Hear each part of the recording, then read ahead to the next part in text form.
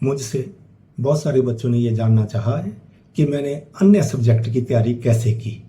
तो इसी श्रृंखला में आज हम एफआर की बात करते हैं। एफआर हमारे एग्जाम का पहला पेपर है।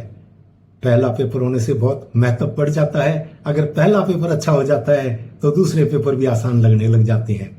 दूसरी बात, एफआर एक स्कोरिंग सब्जेक्ट है। अगर हमारे इसमें अच्छे स्कोर कर लिए तो ये हमें दूसरे पेपर में भी एग्रीगेट करने में भी हमें मदद करता है। तीसरी बात, एफआर एक रटने का विषय नहीं है, एफआर एक समझने का विषय है। कंसेप्ट को समझेंगे तो हम पूरा प्रश्न हल कर पाएंगे, चाहे कैसा भी ट्रिकी प्रश्न क्यों ना हो। एफआर में क्या है कि स्टेप्स के जो हैं उनके मार्क्स भी हैं और स्टेप्स की महत्ता बहुत है। अगर हम स्टेप्स को याद कर लेंगे और स्टेप्स के हिसाब से प्रश्न को हल तक करते जाएंगे तो हमें हर स्टेप्स के मार्क्स मिलते रहेंगे और उन मार्क्स का एग्रीगेट जो होगा वो बहुत अच्छा होगा। आप अपना पेपर कंप्लीट करके जब देखेंगे, जब रिजल्ट आएगा तो आप पाएंगे कि आपको बहुत अच्छे नंबर मिले हैं। उदाहरण के लिए अगर हम बात करते हैं इंडिया 115 की, रेवेन्यू फ्रॉम कॉन्ट्रैक्ट, उसमें क्या है कि 5 स्टेप है। पहला है कि पैसा क्यों मिलेगा, कैसे कैसे मिलेगा, कितना मिलेगा, कब मिलेगा और उसको रिकॉर्ड कैसे करना है। यानी कि what is the contract, how many the performance obligation, what is the revenue from the obligation, when we receive the money और how we contract, how we record the same. तो इस प्रकार से हम अगर इन स्टेप्स को पूरा करेंगे, अगर हम कॉन्ट्रैक्ट को फाइंड करेंगे कि क्या कॉन्ट्रैक्ट है, तो इस प्रकार से हम 5 स्टेप्स के उत्तर लिखते जाएंगे तो हमें अगर 5 नंबर का क्वेश्चन है 5 नंबर मिलेंगे, 10 नंबर का क्वेश्चन का है तो हमें 10 नंबर मिलेंगे। इसी प्रकार कंसोलिडेशन वाले में 11 स्टेप्स हैं। अगर आप एक स्टेप तो लिखते जाओगे, एक स्टेप्स का वैसे ही जैसा कि स्टेप्स दिए हुए हैं उसका लिखते जाएंगे तो हमें उस स्टेप्स के नंबर मिलते जाएंगे। जरूरी नहीं है कि आपकी बैलेंस शीट मिलने पर ही आपको नंबर मिलेंगे। अगर आपने 8 स्टेप्स से लिखिए तो 14 में से 8 नंबर तो पक्के समझो, 8 नंबर मिल जाएंगे। और स्टेप्स को याद रखो, स्टेप्स का आंसर लिखो। अगर कंसेप्ट याद है तो इनकी समरी बना लो, कंसेप्ट को याद कर लो, समरी बना लो, जो रिवीजन में आपको बहुत मदद करेगी। रिवीजन में हम पूरी किताब का रिवीजन नहीं कर सकते। अंतिम दिन जब हम रिवीजन करेंगे तो हम हमारे समरी में कंसेप्ट नोट को समझेंगे, कंसेप्ट को दोबारा याद करेंगे और कंसेप्ट जब अच्छे से हमारे रिकॉल करेंगे तो प्रश्न का उत्तर अपने आप हल हो जाएगा।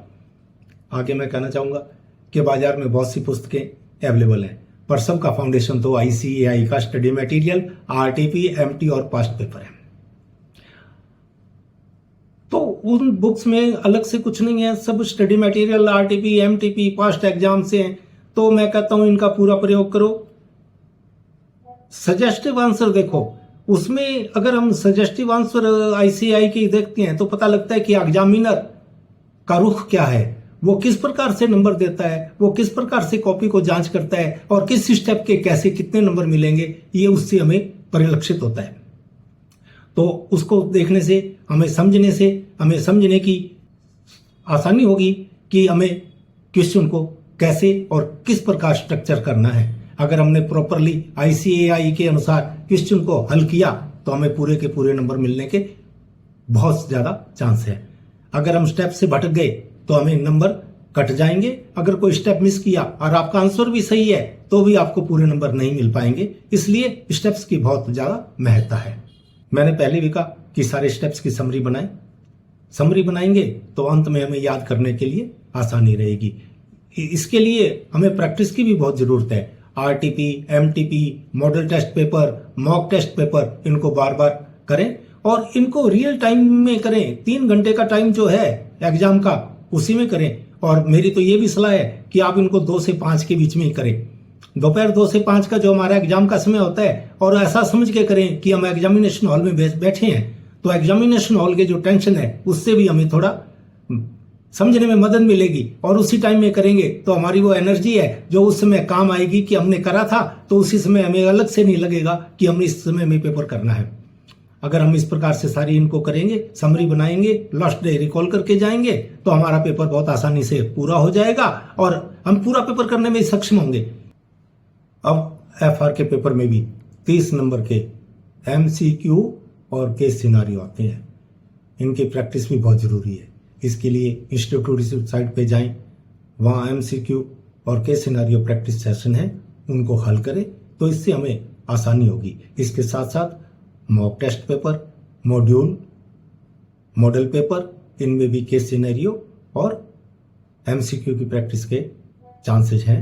वहाँ आप जाकर इनको प्रैक्टिस कर सकते हैं और बार बार प्रैक्टिस करने से ही हम समय पर पेपर को हल करने में सक्षम होंगे।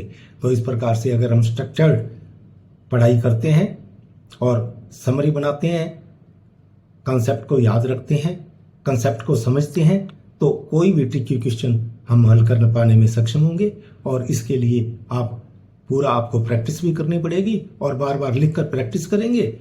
केवल क्वेश्चन को पढ़े नहीं, उसको लिख के भी हल करें, तो ही आप इसमें सफल हो पाएंगे। मैंने तो इसी प्रकार किया था और आपसे भी आशा करता हूं कि आप पूरा कंसेप्ट को समझेंगे, पढ़ेंगे, उसकी समरी बनाएंगे, फिर उसके पूरे प्रश्नों को हल करेंगे। इस प्रकार से अगर आप पूरा काम करते हैं तो आप निश्चित रूप से FR में, जो कि बहुत स्कोरिंग पेपर है, अच्छा स्कोर कर पाएंगे और जिससे कि आपको दूसरे पेपरों में जो थोड़ी बहुत कमी रहेगी उसको एग्रीगेट को पूरा करने में FR बहुत मदद करेगा साथियों। इसलिए FR पे पूरा जी जान झोंक दें और अच्छे से कंसेप्ट को समझें, MCQ की प्रैक्टिस करें और लिख के क्वेश्चंस को सॉल्व करें।